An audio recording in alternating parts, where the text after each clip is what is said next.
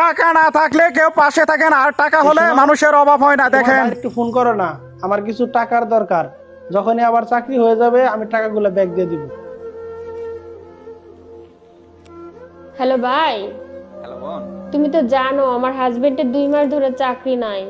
কিছু টাকা ধার দিতে পারবা? চাকরি পেলে তোমার টাকাটা আবার ফেরত দিয়ে দিব। বোন, আমি নিজেই খুব কষ্টের ভিতরে আছি, আমার হাতে কোনো টাকা পয়সা নাই। আমি তোকে এই মুহূর্তে কোনো সহযোগিতা করতে পারবো না।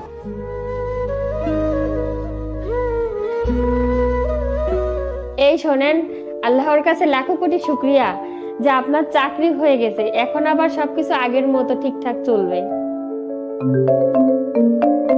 তোমার ভাই কল দিছে। হ্যালো, এই শুনলাম তোমার নাকি সরকারি চাকরি হয়েছে। তোমার যদি কোনো সহযোগিতা লাগে তুমি অবশ্যই আমাকে বলবা। আরে সহযোগিতা তো আমার তখন দরকার ছিল যখন আমার কোনো কিছু ছিল না। তবে এ থেকে আমি একটা শিক্ষা পেলাম, যখন অভাব এসে দরজায় করা নাড়ে তখন কাছের মানুষও অচেনা হয়ে যায়, আর যখন সুসময় আসে তখন দূরের আত্মীয়রা খুব আপন হতে চায়।